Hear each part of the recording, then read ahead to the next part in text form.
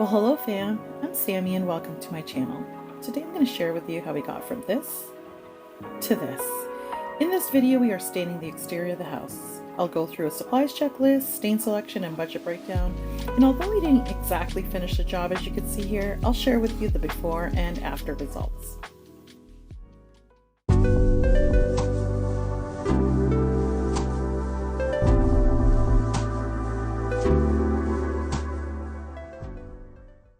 If you are new here, I'm an aspiring homesteader who recently left the city of Toronto and my corporate lifestyle to live full-time in rural Southeast Ontario in Canada. My goal with this property is to eventually live out a self-sustaining lifestyle. If you haven't noticed already, this is where we started. Beautiful raw, untreated wood. For all you pros out there or born DIYers, or if you are new here, let me preface my next statement by letting you know that I am a new homesteader. I can barely even call myself that. Now, I'm somewhat handy, and it helps that my bio-father, my father, and stepfather were all carpenters. So I had the best influencers before YouTube became my teacher. So I'm going to state the obvious in any DIY videos that comes out of this, and probably mention tips that don't matter to anyone else but me. But if I end up even helping one person, then these videos are all worth it. Well, as you may notice, winter is coming, and the leaves on the trees are pretty much dropping or almost gone. Ideally, you can't just cut your siding, install it, and then start staining. Apparently, there's a time you need to let pass from the cut of the wood, the install, and temperature that you would ideally stain it. My goal is to stain 2 to 3 coats for all new siding and leave the logs for the cabin in its natural beauty. Okay, let me start by showing you my Inspo board, aka my board of ideas. I always start off with a main inspiration or theme.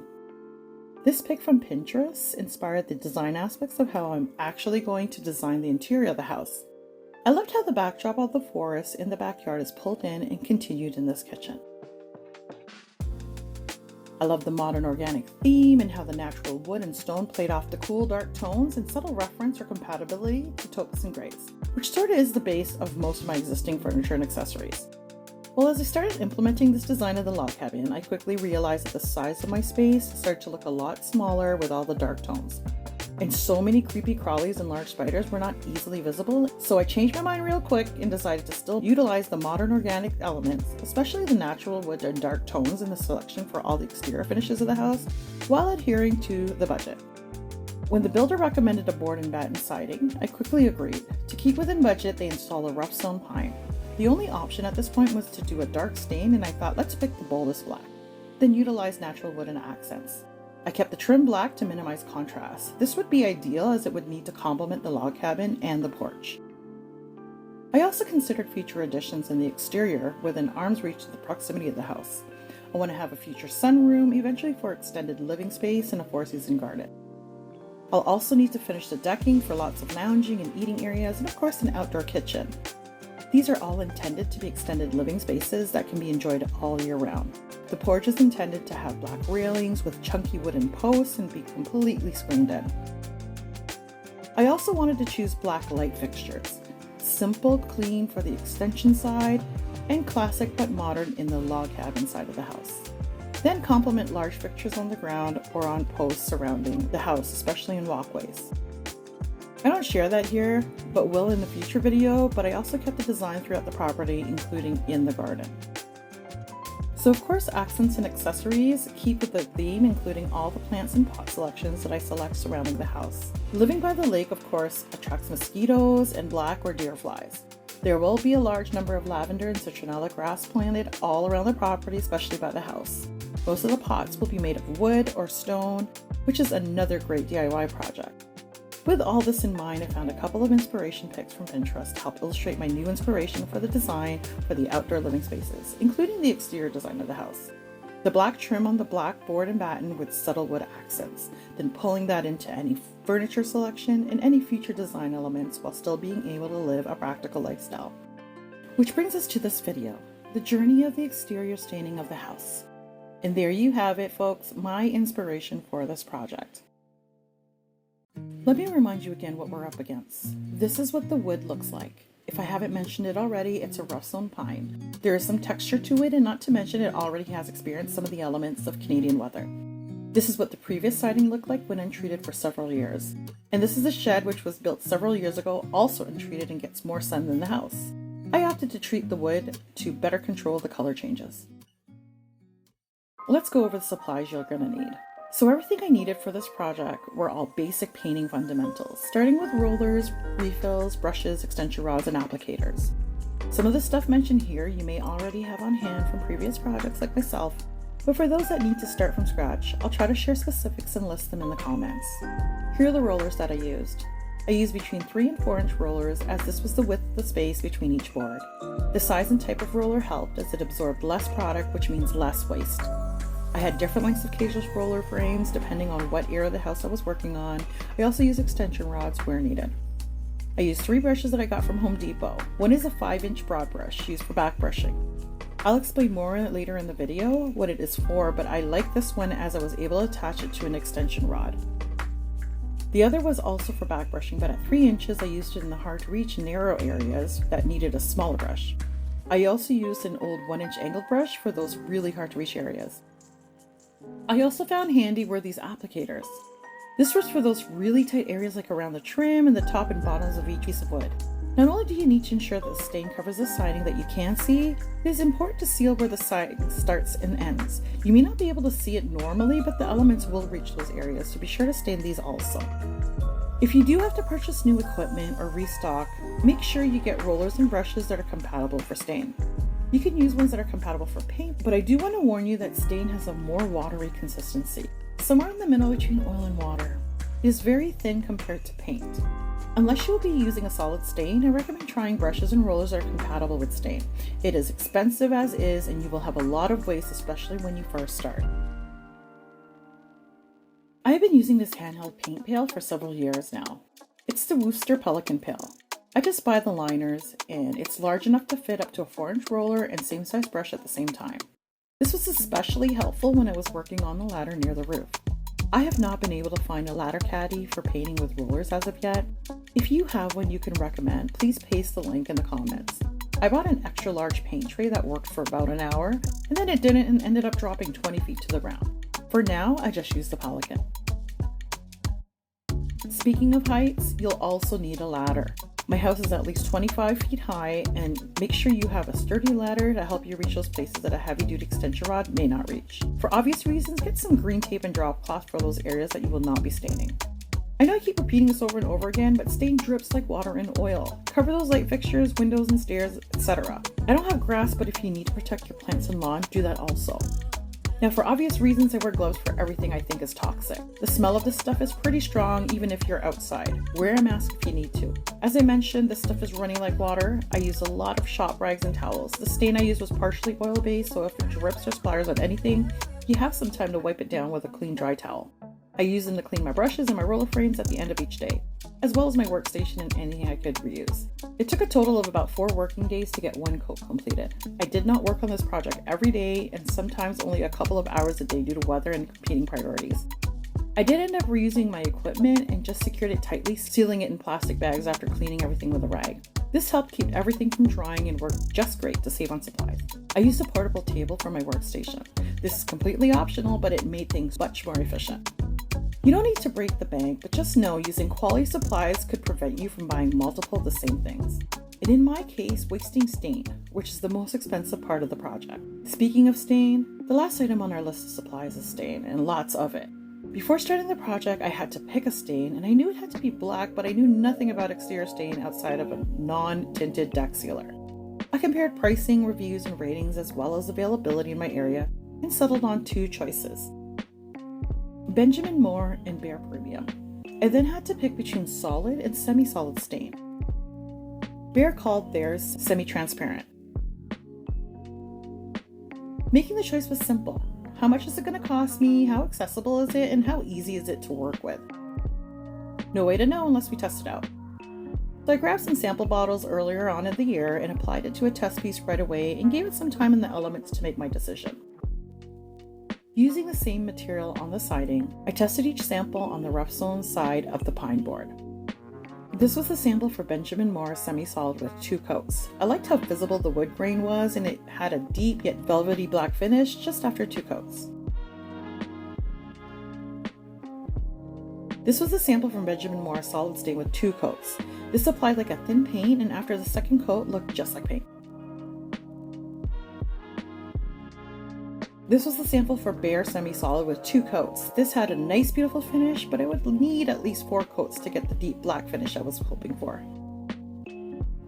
Last but not least, this is a sample for Behr Semi-Solid Stain with 2 coats. Very similar to the Benjamin Moore sample, but I'm not sure if you could see it, but dust either attached easily and did not wash away with the rain like the other samples did. I decided to show you the sample testing after it had experienced some weather. At this time, the test strip had gone through the rest of the summer, the fall, several rainstorms, and a few snowfalls, including an ice storm and consistent freezing temps. I also kept it in a high traffic area to see how the dust settles on the stain and if any fading would occur. This helped me confirm my stain selection choice. Now, what I didn't show you is that whenever I opened the Behr sample bottles, there were chunks of product that kept forming at the opening. I couldn't help it but get some of it on my brush when applying the product, and this further confirmed my choice. With pricing being very similar between all choices, the obvious choice for me was the Benjamin Moore Semi-Solid Stain. It was the closest to the coverage that I wanted, with less coats while not looking like paint. It was also the only oil-based solution and did well to repel water and snow, and the dust and dirt did not stay on long and usually was removed after some rain showers. Now let's get on to staining.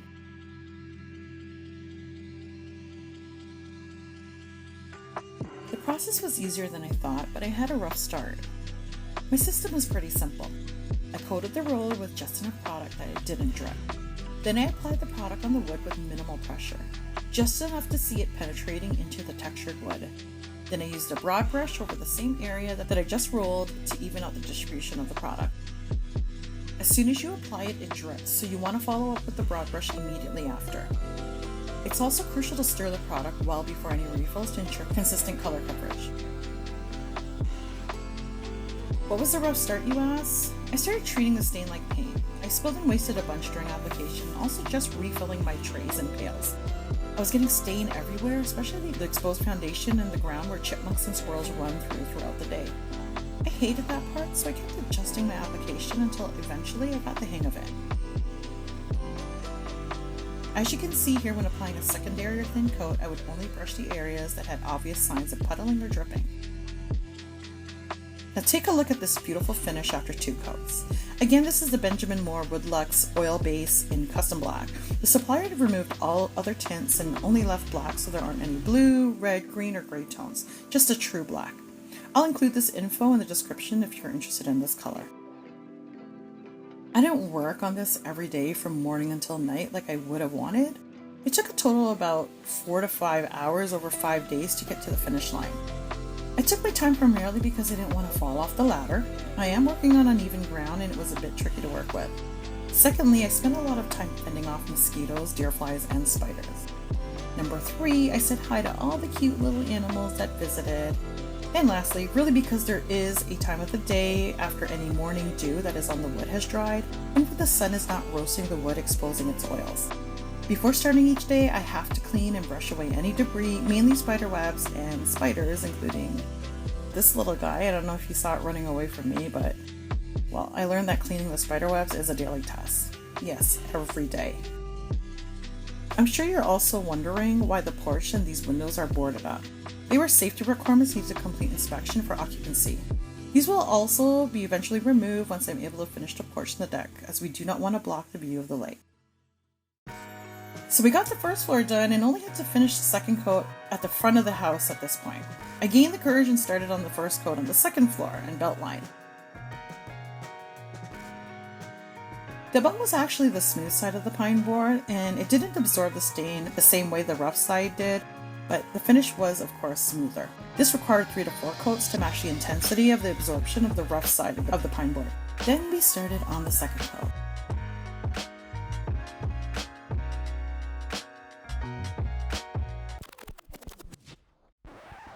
Now for the before and after shots.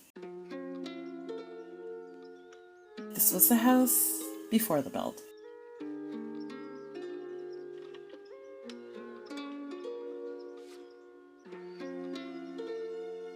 And this is the house after the build was completed.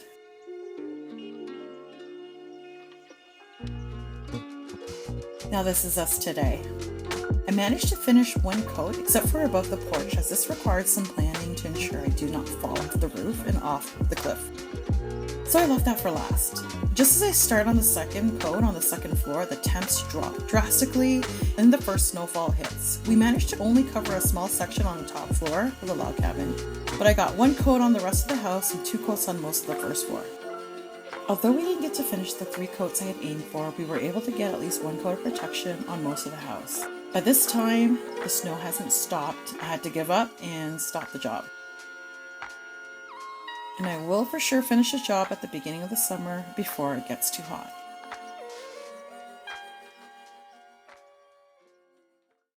This wouldn't be one of my videos if I didn't break down the cost for you.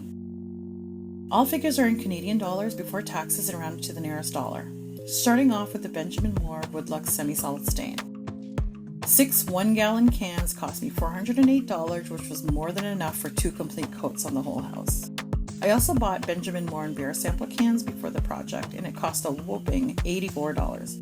The 2 cageless rollers for $19. Then a 10-pack of the 4-inch roller refills compatible with stain for $14. An extra large size and trim paint tray and pelican pail cost a total of $34. The tray and pail liner refills cost $9. 2 brand new brushes and applicators cost me $32.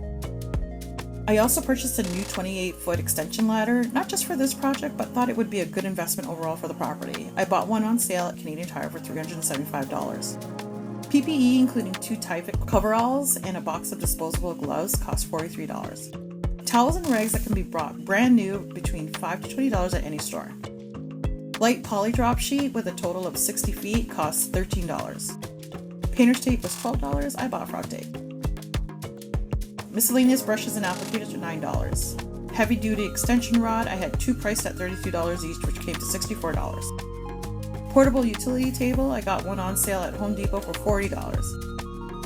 I didn't buy this, but I thought I'd include it so that you know there are cost-effective options out there. Home Hardware has a beauty tone line and offer an 8-piece staining kit that included paint tray with liner, a 4-inch brush, 1.5 angular brush, and a 9.5-inch roller and refill with a mini roller with a refill also for $24. Their line also has a wide range of stain brushes ranging from $9 to $16 in various sizes up to 5 inches.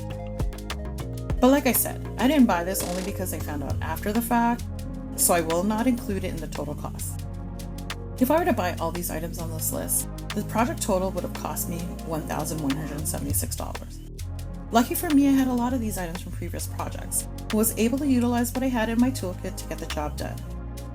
So to show you what my actual costs were after removing these items, I was able to save a little over $200 and spend a total of $941. Being from rural Southeast Ontario in Canada, I usually get my building supplies from the big box stores, but they are at least a 45-minute drive from me. Local hardware and general stores and suppliers that were closer were still about 25 minutes away and closed much earlier in the day. But for my paint and specialty supplies, I have a local Benjamin Moore supplier provided by my builder who let me take advantage of their contractor pricing. As I mentioned many times earlier on, stain is not cheap, and it would be a great idea to find good products that work for you, not to waste any more product than you need to. Well fam, if you're still with me, then you have stuck it through my extended version of my first time tackling staining external wood siding. As soon as the temperature is safe enough, I will work on completing 1 or 2 more coats on it to finish the look. I do not plan on buying any more stain and will work with the product that I have left. I cleaned all my tools since the last time and used them so I'm able to reuse most of it. Next on my list of projects, we will be installing shelving for all the closets in the house, starting with the pantry. Well fam, thank you for sharing this experience with me. If you haven't already, please like and subscribe to be notified of my next video. Until then, bye for now!